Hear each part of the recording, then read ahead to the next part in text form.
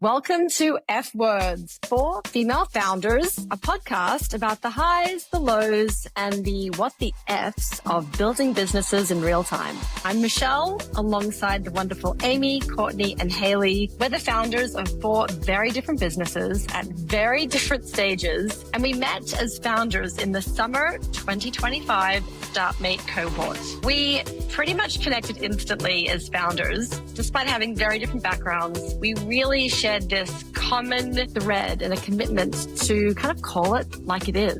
And we realized there's an opportunity to talk about the startup stories that most others leave out, the messy middle. Each week, we'll dive into a theme, swap stories, get real about the roller coaster of building something from the ground up. And we're going to share the stuff we're frothing. Yes, I said that F word on right now. Founder wins, stories that aren't hitting your usual feeds are all part of our podcast. Hi, everyone. Welcome to another great episode of F Words. I'm Michelle Reeves, and today I am joined by an incredible guest who I've actually had the pleasure of speaking to many times. I've known this person for a few years, so I think I can safely say I got to see some of the early stages and now in the during of her build, which is extraordinary. Welcome, Grace Brown, founder of Andromeda. She is joining us today. Hi, everyone. Oh, hi, Michelle. Well, I mean, it sound like there's an audience. I Okay, guess there is. There is an audience, there is. And they're all very excited to hear your story because I think coming out of Australian tech, you have an extraordinary story, journey, and company you're building, which is why today the episode we're calling Futures. F for Futures. You live, breathe, as a visionary. You're building some extraordinary things. And I'm really excited to dive into everything that you're doing because Andromeda is not just about tech. There's a human connection to the tech that, I can't wait for you to share more. But I'm really happy to have you here. And we were just talking before we started recording. I said, Grace, I can't believe I am saying this, but welcome back to Australia. I feel like every time I go into your stories on Instagram, you're in San Francisco. And Grace, what did you tell me? Yeah, and I'm actually going to be moving there in like 3 weeks, which I think is just like it's such a traditional story, I think, for any high growth Australian tech company, fortunately or unfortunately. Yeah. Well, I think it makes a ton of sense. Isn't it funny how it's kind of slow, and then fast and everything just goes? Yeah. No, it definitely feels that way. Well, it does. I mean, even before when you mentioned that we'd known each other for a few years, I was like, has it been a few years? Because in a way, I feel like it was just like maybe 6 months ago. But yeah, it has been years actually. And you did see very early iterations of Abby, which is so funny. I think one of the things I think I've done really well for myself personally is just being so shameless because I know I look back at those prototypes of Abby and I cringe a little bit now. I'm like, oh my God, that wasn't built or we hadn't done this or sorted that out. But I kind of just put her out there anyway, even with the parts that I thought weren't finished. And so I'm so glad I did that. But now she's so much better now. And it is. Yeah. Well, on that, for those who don't know who Abby is, can you give us a little background about Andromeda and Abby? Because this is unlike any tech company that our listeners would have encountered before. Yeah, that's probably a good start instead of just getting straight into it. So Abby, she's a social humanoid robot for the healthcare space. So she's this bright and colorful 110 centimeter tall humanoid robot. She's modeled off like the size of like a young child. She's got really bright, vibrant personality and she's created, I like to say that she's your best friend right out of the box. And she's created for people who are in a healthcare space, like an aged care home, who perhaps don't have access to the same sort of social interactions or things that other people would have access to.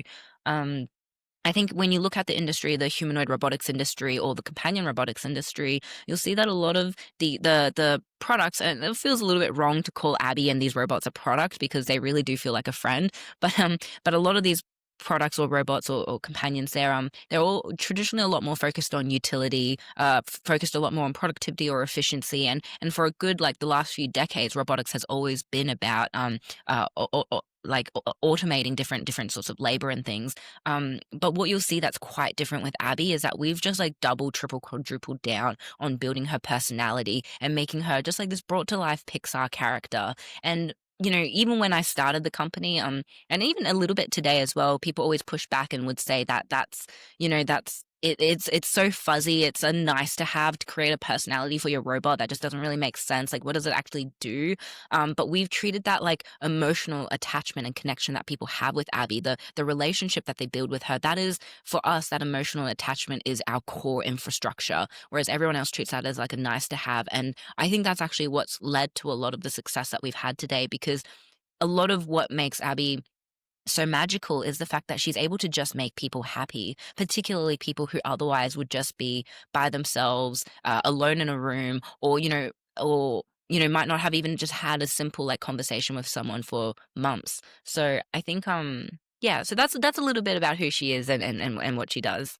Yeah. I think one of the things that's really striking when you walk around, the world's greatest tech conferences, whether it's CES in Las Vegas or tech conferences where they're showcasing new innovations, anything that is robotic usually is quite sleek, modern, very futuristic looking. And as a human, encountering these objects, there's almost a little bit of an apprehension of, I don't know how I'm supposed to interact with this because it doesn't Mm. look like something you should interact with. You're kind of waiting to see what does it do. And I think to your point, reframing that for people, Right. it's not what it does, it's how it makes you feel. And it's true. When you first see Abby, this incredible object in the room comes to life immediately. It's Yeah. brightly colored. Yeah. Maybe take us through like the fact that every other robot I see is gray, white, sleek, black, chrome, and Abby is the colors of the rainbow. Yeah. Yeah, that was actually like a very accidental design choice. Like that was like she started as like a passion project of mine when I was still an engineering student. And so when I built the first prototype, it was just with whatever sort of like PLA filament that I had in my 3D printer. So I kind of just and so she kind of was just a splash of colors when I was building her. It really there wasn't really a strategic decision behind that, but what I noticed what I noticed about it was that people were so drawn to her colors. They were always complimenting her how colorful she was, and that was the other thing. Like a huge reason I started building Abby was when I was a student and I was working on different like projects at my university. They were all very so aggressively masculine. Like I was part of a student team, and our team name was named after like the god of war, you know, and like even everything that we built was really just like monochrome and aggressive and masculine. And I just thought robotics could just be so much more than this. Like, it's already a very heavily male dominated industry, and I think that's because what we're building as well doesn't really speak and scream like, hey, like we can invite diversity here, or like you look at the products that are built and they're a reflection of the creators and the developers, and that's why you see so many humanoid robots that are focused so much on being like really dominant and overpowering and technically very, very, very impressive. But they've clearly not really given a second thought to how how would honestly, just how does it make people feel? And people, like I said, like so many people for so long have told me that you're crazy to really try to double down on that, and there's no point going down that route. But like there's no point my theory is that there's no point having something that is so bleeding edge technically impressive, if people aren't going to trust it in its environment in the first place. You won't be able to get it into people's homes or into a domestic environment in the first place if no one's going to actually want to adopt it and have it near them. Because like you said, there's just no trust that's been built between people and the robots that other people are building. And so that's probably the thing that we're focusing on the most is creating a product that people really feel psychologically and physically safe around. Yeah. So when you're building out the archetype of Abby's personality, how do you base that? Is that obviously you're the founder? Do you find it by default draws a lot of inspiration from your personality? Do you have a strategy for the personality? And how Yeah. does it evolve? Are there different kinds of Abby's within that? Yeah, so she very much the first prototype I think was modeled off a lot of my personality, or a lot of like what I think I liked in terms of like like personal traits or characteristics, like very inquisitive, very curious, very childlike. But definitely as the company grew, like I'd say Abby definitely formed and morphed into like a kind of like a culmination of the personality of all of my founding engineers, I'd say, at least in the early days. And there are different versions of Abby as well. Like when we started bringing her, having our first customers and putting her in front of individuals, we started collecting a lot of that feedback and making sure that she wasn't just designed based on what we think people would love. We had our own kind of like creative flair that we would inject into Abby, but we very much was taking feedback from all of the interactions that she was having. And we realized that there wasn't a one size fits all approach when it comes to building a companion robot, because everyone wants something slightly different. Just like how everyone kind of gets along with different people, it's the same with human robot interaction. Different people will like different types of interactions, whether they'd like to engage with a robot that's more like inquisitive and curious, or like asks a lot more questions, or perhaps you want a robot that's a bit more passive and is just more an active listener. So we did actually create different personality archetypes for Abby. The one that's perhaps the most successful amongst customers is what we call the sarcastic maven. And so that's one that's, she's very, very sassy, and I think people don't expect that when they interact with a robot. They think robots are meant to be, they don't expect personality when they interact with robots. So I think that's the one that's done the best in market. But moving forward, where like one of the roles that we have open right now is we're hiring 2 character animators. So these are and they'll be, and in these roles they'll be very much defining the personality Bible for Abby. How she expresses herself, the gestures, her movements, but also like what her ground truth is, who she is, what her likes and dislikes are, what her flaws are, how she responds in different scenarios. So yeah, so that's going to be a lot more defined over the next few generations. Yeah. That's pretty cool. And you're right, that sassy little spark, I did get to witness firsthand when you and I first met. You came to speak at our first ever event for Women Who Innovate. This was Yeah. in Sydney during South by Southwest.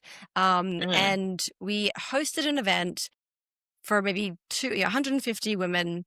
You brought Abby, and I could just see the whole room immediately captivated.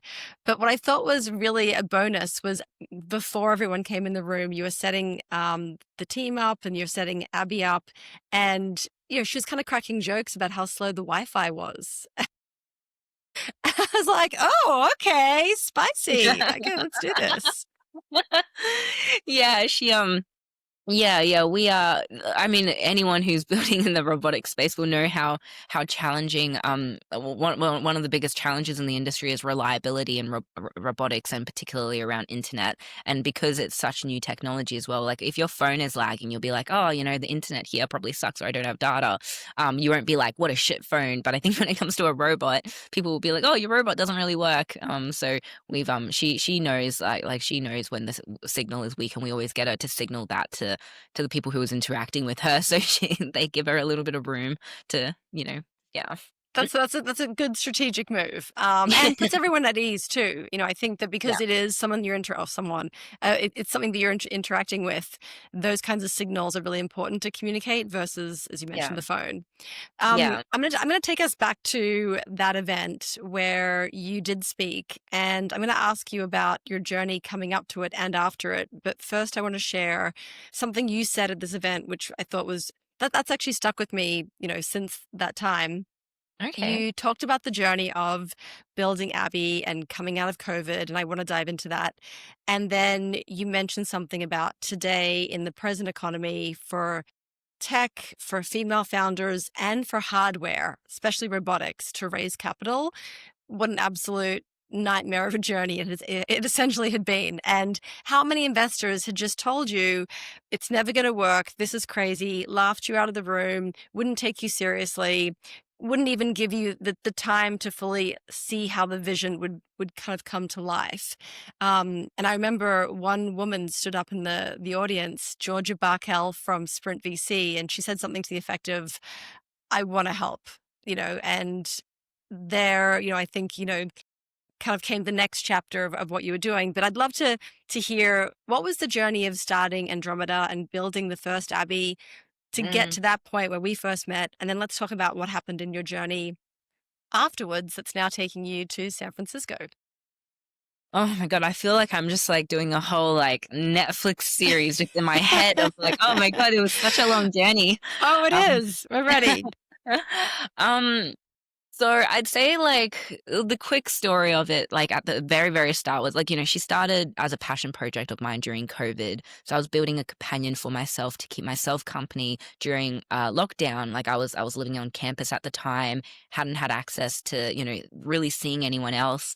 And so that's where the idea really sparked. And at that time, I didn't really have any intentions of building a business. I didn't really know what it meant to even build a business. It hadn't crossed my mind. Like I had every intention of becoming like a very successful engineer. That was my kind of ambition and career goals. But as I was coming out of COVID and realized that a lot of what I'd built in Abby and a lot of what I created perhaps could go far beyond just like this typical COVID passion project that solved a need for just myself at the time. And that, and I strongly believed, even back then, I strongly believed that the future, the next mass technological adoption was going to be the home companion robot. And and I was so excited by that mission. And a lot of my dream was to always work with the companies that were building these technologies to to create the next companion robot that people would adopt, whether it was with like a Disney Imagineering or Boston Dynamics or, and then it wasn't until I'd gone to like the Remars conference in Vegas, Amazon's Remars conference, and they had this like tech expo with lots of different humanoid robots there. They had like Digit from Agility Robotics. They had Boston Dynamics Spot there. Didn't have the humanoid Atlas there, but and then they had all these other companion robots as well that I'd seen on Times magazines. And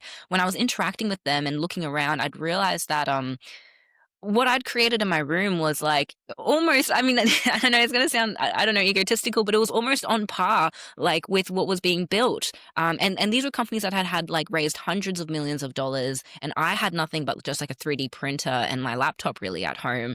And, the Abby was, I wouldn't say she was on par yet, but it was like, I realized that I just had that belief in myself that I could build something that was on par with this, if not significantly better. And the future that I saw for like all of the technical issues that I was seeing within these robots, like I was experiencing in Abby, and I had already solutions to come up with how to solve them. And I just needed the time to really go build that. And even when I was going around talking to all the different companies, half of them were just trying to hire me because of how I thought about approaching all of the technical blockers that they were clearly encountering.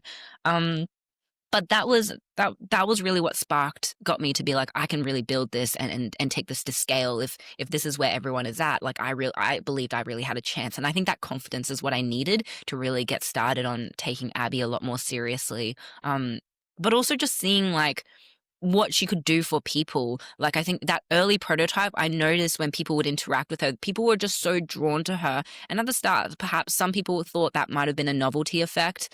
But even after like a prolonged like interaction, like you'd see that people don't see her as like people would anthropomorphize her so quickly. And even and I could see really early on that like if Abby's only built like that was a very early prototype. And if that's the kind of connection that people were forming with her at that stage, I was like, I can only imagine how significant that connection would be when when her software stack and her code base was more sophisticated, more developed, and she was more capable and was able to do more things.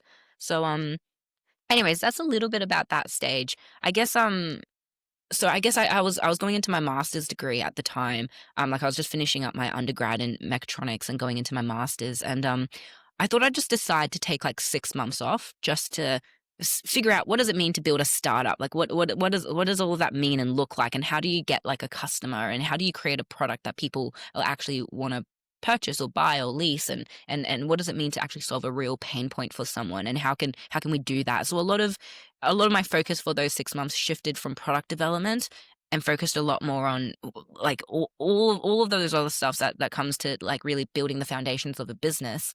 Um, and it was literally just meant to be like a 6 month stunt of really just a learning journey for myself. But in that time, we got into StartMate.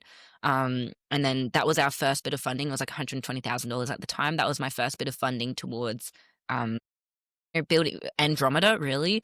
And then I mean, you've gone through StartMate, like you would know it's just like this like really intensive, awesome program, and you just get fueled with like this belief in yourself that you've never really felt like you've had before, and you meet incredible mentors who just kind of like guide you in the right direction to I guess I don't know. They just really helped and they unlocked something in me, and it was off the back of that that I was like, okay, I'm not going back to uni. I'm going to do this and lock in, and that's kind of exactly what I did until well until now, still doing it.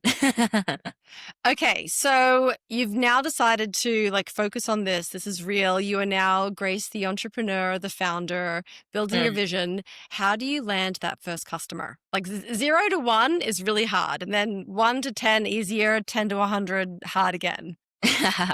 um, the first customer, that was really tricky because we had to do because we were not only were we building 0 to 1, but we were also building well, like we're building 0 to 1, but no one like we're selling into a fairly like traditional industry. No one in Australia had used robotics in the aged care industry before. It was so foreign, so new, and Was so I it guess even scary?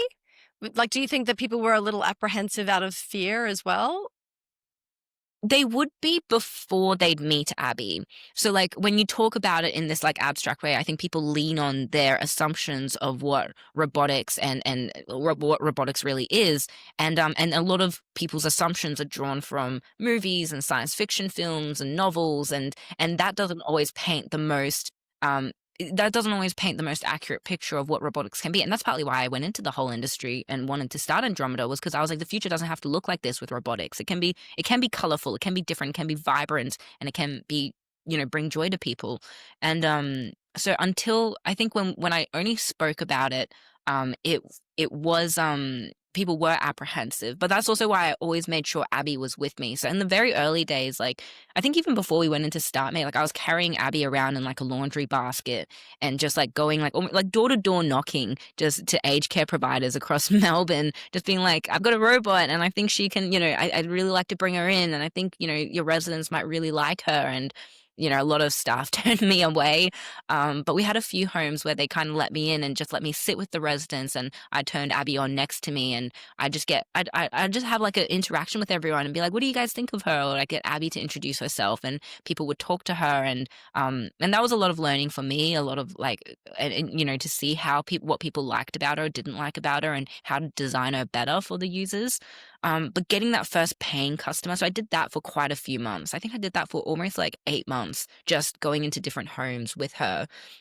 And then Which, by the way, I think needs a moment of like silence and applause, because I think that is the hardest part. People talk about all the ideas they have and they could have built this and they would have built that, but actually going out and doing the thing that is so hard, which is cold calling and door knocking, showing yeah, up and having people say no to your face, yeah. that takes grit. That can like, you can. That's a beating sometimes. I mean, can Oh, we spend 30 seconds just on that? What was that whole 8 month process like for you? And how much did Abby help you get through that mentally? Oh, yeah, that was not fun. That was really not fun. And people just kind of, like, yeah, it's definitely not fun. I'm so glad we're kind of past that now and we've got the social proof that we need to kind of not have to go through that. But even when I talk to like my friends who are starting businesses at the start, and I can kind of see them in that phase, and because it looks never ending, because you don't know like when someone's going to really like when that turning point is going to happen. And so, people like to me, I like people always kind of just say make the statement like, oh, I failed, this didn't work, so I failed. To me, it was like you don't ever really fail, you just give up, and for me that's what I didn't do. Like the reason I didn't fail was because I just didn't give up. Like I don't know if it was going to be 8 months or 2 years or 5 years. Perhaps if it was 5 years I could probably evaluate what systems I was using. But yeah, but I think yeah, those 8 months was really brutal. But I think starting a business it's a different kind of hard at that stage compared to the hard that you experience now. And the starting part, I guess, depends on your personality. But that's also why they say what you build, you have to like believe in with just like delusional confidence. And that's what I knew. Like, I didn't need anyone to convince me that this was the future. Like, I just knew that this was going to happen, and I wanted to be a part of it. I wanted to lead it. My favorite kind of business expressional quote is from Phil Knight at Nike. And he says, the cowards never started, the weak died along the way. That just leaves us. And Mm, it's so true. I mean, you have to just keep pushing through everything. And when you kind of turn around and look around at the end of it, you're like, okay, there's not that many people who really were willing to check their pride, lay it all on the line for this thing that they are delusionally yeah. attached to and believe in wholeheartedly. So big applause to you there. Okay, so you've now gone through this process. Mm. You've learned a ton about the product. You're starting to really identify your core customer target. Do you land your first customer before you get funding or after? What do you decide to do there? So it was right after StartMate that we got our first customer. So getting the first paying customer was hard. So we did, like I said, we did 8 months of just like door to door knocking, like kind of going in, and a lot of it I didn't see it as free work because I was learning a lot myself. But by the time I reached a point where I realized, okay, Abby is now coming into these homes, and I know she's creating value for the providers, and I know that she's solving some of the pain points that they're having. I think at that time it was tricky because a lot of the groups that I was working with at that time were very apprehensive to pay because I'd been coming every day, every week for a certain period of time. And so they're like suddenly like making that switch. They're like, why do we have to suddenly pay for this? And I can understand, completely sympathize from their organization's perspective on that aspect as well. So it was actually really hard getting the first paying customer. But I guess what I did then was like I just did a lot of I just advertised a lot of the social proof that I was having. So I was making sure I was building in public. I was sharing the experiences. I was our business is like B2B, and so LinkedIn is really good for us. Like Instagram would be really great for consumer. But we focused a lot more on LinkedIn, and I was just making sure to share a lot of the journey of what I could share. And other providers started looking over and noticing the value that Abby was creating in these homes. And so then it was, yeah, just my first paying customer had reached out over LinkedIn and was just like, hey, I saw this. I think they maybe saw us on the news or something. And they're like, I'd really like to jump on a call with you and learn more about Abby and how we could work together. And that was yeah, and that was really how we got our first customer. And then after that, it kind of like snowballed really, really quickly after that, with our customers, because the industry that we're in is very much based on trust and word of mouth and credibility. And we started establishing that. So was that the moment, do you think, when you realized, okay, this delusional vision and belief in myself now isn't just within me? This is actually now going to take off. Like this is starting to spread. Did it take a paying customer for you to kind of make that Um, it leap, was do you think? Or was it something Um, else? it was, I mean, it was like, I feel like that was like maybe like one of the first mountains, right? I feel like when you're when you're building a company, it's like you have all these different mountains that you have to climb, and each one feels so just like you don't know how you're going to get there. And so getting that first customer was just particularly because when I was trying to raise at that time, I was trying to raise like a seed round, and I was doing it fairly unsuccessfully, and most of the rejection was because people were like, no one's going to buy your robot, no one's going to pay for your robot, there's no market for a companion robot. And and it's so funny, like digressing a little bit, but like Jensen Huang, he always says that like his favorite market is the $0 billion market, and he loves going into a $0 billion market and then creating that. And it sounds really easy for him to say because he's creative. Well, it's not easy. I'm sure the journey definitely wasn't easy, but it sucks so much when it is, because we were in a $0 billion market. No one in aged care in Australia had leased or purchased a humanoid companion robot for their residents. And so anyways, that was really, really hard convincing people of that. And so I think it kind of like disproved, it just disproved to people that that customers in this industry are really like eager for the product that we were building. So I think that was very validating, I'd say, is what I felt. It was very like I was going down the right path. Um but I think even now, like people say, you've come so far in this journey, and I try to be very present and reflect. But to be quite honest, like to me, I'm still at the start. Like I'm still like 1% of the way there.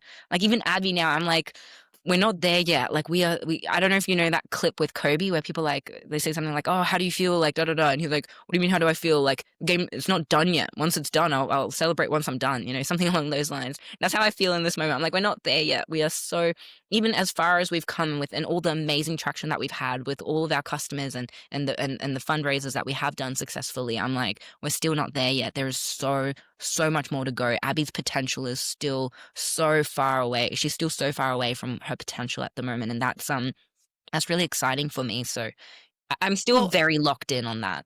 yeah, I mean, it feels like you are going to skip the $0 to $1 billion industry and go to $0 to $1 trillion industry, because you're cracking open a whole new living, breathing, so to speak, ecosystem of products, companionship, service, technology that, I mean, as we're sitting here, I'm thinking about different kinds of applications for me as a consumer, let alone in healthcare or aged care or education, which we know that there are plenty of great use cases for you already in those industries. There's an interesting place in a founder's early stage where the word future comes up. And I'm curious to hear more about your experience with this. When you talk to investors and they're not interested, but please keep us in mind for future rounds. Yeah. How many of those early investor conversations where they said, we don't see it, we are not there, we're not willing to back you yet, but keep us in mind for future, did any of them did they make the cut for you, and did you allow them to come into later rounds now that you have successfully raised? Yeah, I think more than half the investors who have invested in us have rejected us at one point in time. People say like people don't invest in like dots, they invest in lines, right? And so I think what people were really sold on with Abby and with us wasn't always in this point in time we had this piece of traction or had whatever it is that we had in that moment. What they were investing in was they saw us at one point, and then they see us at this other point, and they see that journey and that growth and everything in between to get there. And they recognize that growth rate. And what they're investing in is like almost like that growth rate. They're like, if they project that growth rate out forward, they can see that you know, we're only 3 years old as a company, and I think some people get really surprised by that because they're like, well, it feels like it's been 10 years. Definitely feels like it's been 10 years. But we've been, in 3 years' time, we've grown from like a team of 2 to a team of 30. We're about to rent another 2,500 square meter warehouse. We're currently now a 500 square meter warehouse in Melbourne. We're about to go expand to the US. We've got like, multiple millions in revenue, and we've got like there's so much growth that's happened in such a short amount of time, and not to mention the growth in the product as well. Yeah, definitely in the early days, all that rejection that was very, very humbling. But if you can put your pride and ego to the side and just recognize that one investor that's coming in our Series A, like they always said, and we have so many email chains on it as well, they're always like, not yet. Not yet. And I think my last email, they actually said not yet in this round. This is probably the thing I'm most proud of. It said not yet. It's still a not yet. And I just said to them, if it's a not yet in this round, it will never happen. And I got them to jump on a call with me. And I just told them that I'm not taking their no for an answer, because the next round that we're going to do is going to be so much larger. It's going to be outside of what their investment mandate is. And I knew I wanted them on this journey with me. And so I was telling them, like, you have to invest in this round, because otherwise, like, we're going to grow beyond what you would be able to come in for. And I don't want you to miss the opportunity. And I know that sounds kind of crazy, but I actually meant that. And then they responded to me on the call, and they're like, are you saying no to my no? And I'm like, yeah, I'm saying no to your no. You have to come in my round. Like, you don't have to be a lead investor, but you have to be at my table. I want you to have a seat at my table. And I think it's important to recognize who you want around as a founder, who you want, those voices that you want around you, because investors' voices are a lot more influential than I think some people would like to admit, who you have building around you, even if they're not in the trenches with you. And so, anyways, yeah, this group, they've come in our Series A as actually like writing like the largest check. They've matched the lead investors check. My whole life, everything I do is for Andromeda. Where I live, what I do, my schedule, everything. And there's parts of it where I feel a little bit of guilt, where I'm like, oh, I should be maybe prioritizing this a little bit more, maybe allocating more time to this, or, I won't list the things because I don't want, I do feel a little bit of guilt, but I always go back to like, my priority right now in my life for the next decade is going to be this company, and everything I'm going to do in the next decade is for Andromeda, and it's to grow Andromeda. And some people are like, oh, I don't want the hustle. Like, that's not what life is about, and etc. Like, to me, it's not even about that. Like, to me, it's not about the hustle. It's just, I believe in this so much. And like, my whole life is Andromeda. And that might seem really unhealthy to some people, but it's everything to me. Yeah. I fully agree. I think that you either have an entrepreneur's mindset or you don't. It's not a decision you make, it's who you are. I don't know who I am if I'm not building something. Mm, And I think that's exactly how it just manifests in your DNA. yeah. I think guilt is going to come, frankly, with any career choice you have. So don't take it that you've created, some unnecessary decisions for yourself that you shouldn't have, or whatever that is, because I think no one gets every decision right in the moment and can do everything all the time. Do the Mm, things that are important to you today. As the entrepreneur that you are, you're going to build the thing that you want today. And in 10 years, you'll reassess and it will be a gradual, ongoing evolution of just who you are as a builder. And I think everyone should just kind of like stay in your own lane of the goals you make. I yeah. don't think it's anyone else's business how you define the goals that make you feel a sense of pride and fulfilled in any way. Yeah. When we think about the future for you, where do you think the AI tech kind of bubble and human collaboration will go in the next few years as these two, seemingly opposing worlds continue to collaborate? What do you see in the future for AI and humans? Well, it's changing so fast, right? Like, even like my head of engineering, he always says, he always references how like universities, they don't teach the most bleeding edge tools or things that's required to have like highly employable skills. And a lot of people complain about that. But he actually likes that because he says you should be learning first principles because those are the things that will never change. It's the tools and the things on top of that that are constantly evolving and you just can't keep up. It's gonna be like even across all of Andromeda, like with my marketing team, for example, like people always in marketing and creatives, there's a lot of almost like a revolt around the fact that a lot of the creative work is being automated and this isn't good for like AI, ChatGPT isn't good for the creative industry. My view on it has always actually been quite the opposite. It's actually now like authentic and original work has been so like stands out so much more now. Like there's so much more noise being shared that if you post something that's original, that's like clearly not been written by ChatGPT or something that's clearly your own original authentic like expression, it's so much more compelling. I know it's harder and I know there is more noise to kind of cut through. I guess in a lot of ways, there's a lot of things that are changing and it's just going to augment a lot of the way that we do things in the future. The last like few decades of the robotics industry has been about automation, utility, like manufacturing, all the things that are focused on improving productivity and efficiency.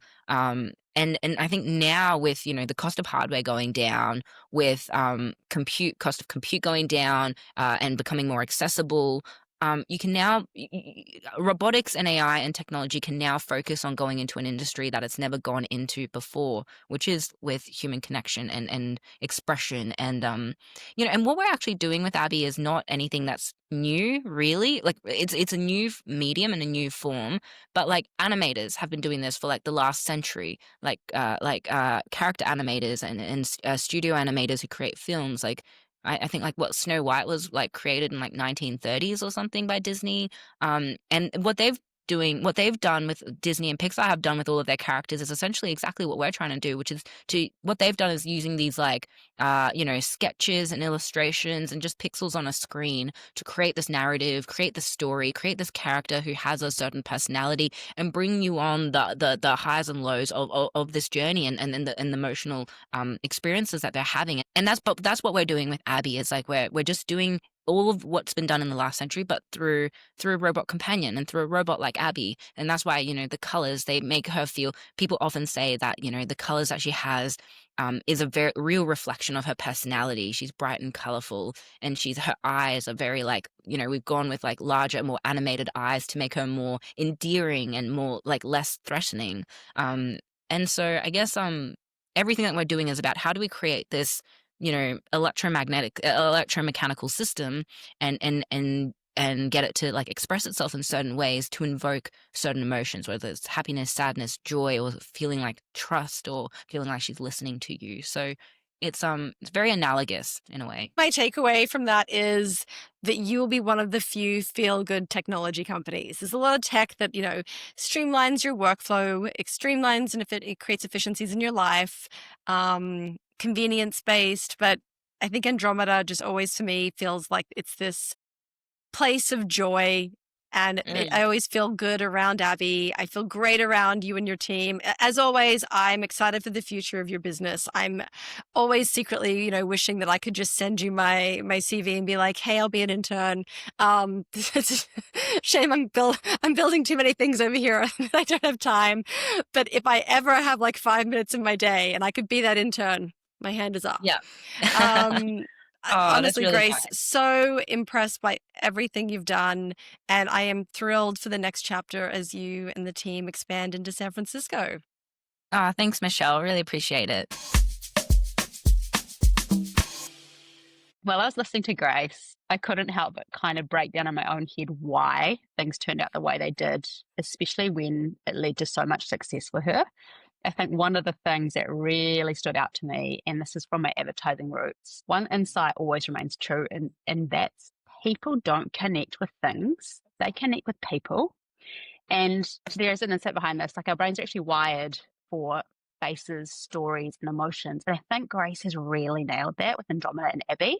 So she's not just building for function. She said herself, she's building for feeling. I just find that so powerful. And I actually just think that's why Abby connects with so many people so deeply, and why the social proof is so powerful. And also why she's managed to build her, what I say, highly successful technology company in just 3 short years. Like, just absolutely incredible. So yeah, let's discuss. I think that's a really good point, Haley. Like we talk about going, where she is today, $23 million Series A raise, and 3 years ago, literally being laughed out of the room by VCs saying, well, hardware's going nowhere. This idea doesn't have legs, and just having no backing.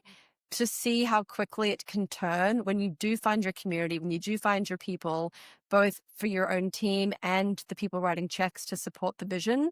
It shows you how fast it can really grow without having to be sidetracked by all the walls everybody else puts up in front of you. 100%. I mean, she also, another thing that blows me away about her was her clarity. So from day dot, and I know you've known her from the beginning, Michelle, but her story just resonated. She has ignored the noise and just backed her vision. So she obviously started building before she even had a company. And I really liked that point where she actually told investors straight, if you don't come in now, you're going to miss the next round, because she knew that her velocity and the traction she was heading on should be out of their mandate next time around. So I think that's super rare and what sets successful founders apart. But just that determination, and that I'm not going to listen to things that don't serve me. I'm going to block out the criticism, and I'm just going to keep going. To add to that, she had a call out around finding your confidence and awareness that, other people will get more funding than you, or, particularly if you are a female, that's very likely. There's going to be lots of other companies with lots of funding, but they don't necessarily have your unique perspective on, the issue or the area, like how she's building for feeling, and what in many ways is understood to be an emotionless kind of area, I guess. So I think that was really interesting as well. It is around that confidence, whether you're going to funders and telling them what, when to get in, forcing them into a round. I think you do have to have some heat, or at least some other funders on board to be able to pull that sort of thing off. But it was really interesting to see that, there's a confidence with which she shows up with investors, but also in her unique, perspective on the problem. And she spoke, and said, I don't want to be egotistical sort of thing, but I built basically what these, funded companies had been spending lots and lots of money and time on before, like, she'd even had any investment. So I really liked hearing. She seems like such a rare founder that has just been so unapologetically true to herself through this whole period. We're obviously going through these intense highs and lows. We have so much feedback and input coming at us. And I often am like, okay, who am I, and how do I bring myself into, what's my own flavor for this? And I just feel so inspired by how she was just like, no, this is who I am. She's led with heart. And not tried to fit into I guess, the mold. She let her mentors empower her as opposed to like sway her in a direction. And I love that. I love that she's her. Like, it was so inspiring for me. That is incredibly challenging at such a young age as well, because you just generally are more impressionable. So she's 25. She does not seem 25. So yeah, definitely echo that. She's well beyond her years. But I guess when you do, if you kind of pencil out, or what that value is, who you are, and have that real strong sense of self, then you can show up and move through mentorship, through funding conversations in a different way. I really liked also hearing from her around the funding piece that, it's brutal, and it's probably the worst part of, she said, the journey so far, like basically that early stage when you're just getting rejected all the time. And that gave me a little bit of hope, actually, just that, Me too. that perhaps one day it will in fact be a little bit better. I think there'll always be rejection and there'll always be challenges, but it was sort of refreshing to hear her acknowledge that. Absolutely. And that's just pushed on, because I think honestly the hardest grind is, like, obviously there's the first sale, then there's the next 10, then depending on the business, the next 100, next 1,000, and not just the relentless no's, but I think the uncertainty of will this ever actually work, and just pushing through all of that. Really like what she said around you don't ever really fail until you give you give up, basically. Like, giving up is the only way to fail, essentially. So you just keep going. It's a relentless drive that she's obviously got. And yeah, I mean, the only thing that I'd caution there, I guess, is you don't want people to feel that if it's not right and they need to move on from, building a startup, that they shouldn't, because they shouldn't give up, because sometimes, you need to shift focus and take feedback. But I do really like the tenacity of that, and what it represents, in that it means, just keep going and you will get there. Like, that's a really hopeful message that she left with me as well. And I think too, it's even the laundry basket days when, she was doing that for, 8 or 9 months. And she talked about how people would say, you're doing this work for free. You've got to stop. And she was just like, no, because she knew the value she was extracting out of it. And it's a really good reminder that in the early days of your startup, currency and value are not just going to come in the form of money. The currency that you have to prove product market fit looks one way. To test your product and to inform your team and to do the research you need so that you understand what go-to-market should look like. Those are really valuable things you have to gain in addition to money. Money is no good if you don't know how to use it effectively. And I think she did the hardest parts first, so that as she did get money, one of the things she said to me when I first met her was, she received the $10,000 check from Vogue Codes. That was, I think, the first money in. And she talked about how that $10,000 was absolutely game changing. It may as well have been $1 million, because it really took her game from, scraps to 10,000 whole dollars. And she knew exactly how to get more than $10,000 worth out of it, because she had understood where she was at the time. So I kind of feel like, for anyone's business, there's some really powerful lessons to think about there. And that's going back to that unique, insight as well. It's not how much money, it's how you use it, and what's the key milestone or the key goal that you need to achieve next to prove your business and your business model. And you can do that with less funds. Sometimes you can do lots of scrappy stuff now as well. You can, we're re-prototyping stuff for Slice at the moment, using Lovable. For anyone listening, it's an amazing interface sort of app. You can't really code from it, but it does give you, it gives you code, but it's not all that good. Things start breaking when you do try to build with it, but it's great. Like, you basically just write down the idea for what you're building in terms of the software. You can give it your, color hex codes, your style guidelines, and then it populates web faces or dashboards or whatever. And so you can do that for like $20 a month is the subscription. So all of a sudden you can take that out to market and test that. And get that feedback right away. So there's lots of tools now that actually mean, you need to find the value. That's your job as the founder, is to find the value and deliver it as quickly as possible. And now there are really cheap ways, and AI is accelerating for people, which is super exciting. Yeah. The other that's a thing great that I was point. curious to get your take on is her founder mindset. I think a lot of early and particularly first-time founders, when they have discussions with VCs, they're almost looking for this validation of like, hey, brilliant idea. And that's not what drives her. That's not what she's looking for ever. I always walk away from conversations with her thinking she is so sure of where she's going. It's just a matter of, does anybody want to jump on this train that she's, created that's leaving the station? And if you do, get on now. If you don't, then get the hell out of the way. Like, she's so sure of herself. Yeah, it all comes back to that, right? That unique perspective that she has and that self-belief. I do wonder, this is a little bit controversial, but whether she hasn't quite hit the Dunning-Kruger theory yet.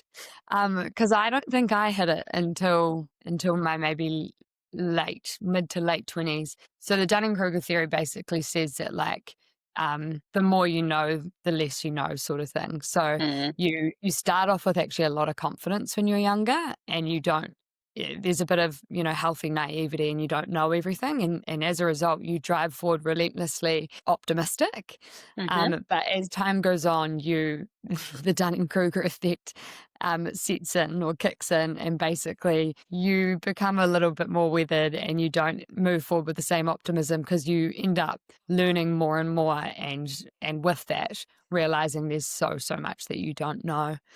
So you're off. I felt a real dip. Like I felt a noticeable dip in my 20s, and now I'm trying to work my way back up out of the valley of despair. So I do wonder, like, it's just interesting to think where she might be on that journey. Yeah, it's a really That's a good good point, point. actually. You're so right. There is a moment in life where you do hit that Dunning-Kruger, and you're in the valley and you're in the dip, and all of that extra knowledge, it presents barriers, risks, stresses, challenges. Sometimes you're tackling a problem and you know that there's 20 different solutions, and it can just stall you. So it's an interesting thing to think about. I think her confidence as well probably also comes from the fact that she did mention this. She had been building this for ages before she even considered making it a company. And it was something that she was ruthlessly passionate about. And she knew she could use robotics in a very unique way to actually connect with people. And I actually think that coming from this is my passion and I'm going to do it place into building a company, not just I'm going to build a company because there's this problem to solve. She had already kind of worked through that, and she just kind of knew what was going to work and what she wanted to do with her life. So I think that certainly helped as well. She spoke about that, like that she believes you need to have a really strong belief in your idea, otherwise you will give up when times get tough. And I couldn't agree, more with that statement and sentiment. The other thing is, I mean, just to reflect on that Dunning-Kruger theory one last time, because I don't want to say that she's not highly confident right now, because she is as well. But I think actually everyone that starts a business probably has a degree of naivety when they first go into it. 100%. What I know now, would I be doing this? I don't know. It is pretty hard. So I think, that's probably one thing we all have in common actually as founders, is like there's a degree of naivety and healthy naivety when you first start out, and gradually day by day your spirit is crushed. Well, okay. Well, I like when you you call start it out, naivete. I was going to say, I call it more, it's like this delusional optimism. And I think you have that as a founder, whether it's your first company or your fifth company. When I was 26, I started my first company, which was one of the first online only wine companies in the US. And I've always described it as I was young and dumb enough to think I could do anything. And so I thought, I'm going to take on every old large white man in the wine industry and kind of turn this game up down. I hated that it was so intimidating, that wine was determined on these 100-point scoring systems. And I just thought there's got to be a different way. Why not my way? And it was really strange to be someone in California, particularly in the kind of the very traditional wine areas, where you were only taken seriously if you had a family history in wine. And I didn't have a family history in California wine. I was, a few years into just living in California myself. But I kind of feel like that's where that delusional optimism starts to kick in. And once you get a taste of what it feels like when it works, you never want to leave that high ever again. And, 1,000 years later, here I am still, building businesses and doing things because I am chasing that high of how good it feels when the vision in your head becomes this like tangible physical thing that people are supporting you and building with you to do and bring to life. And it's, I think, the best feeling in the whole world. Yeah, thank you for anchoring me, bringing me back, Michelle.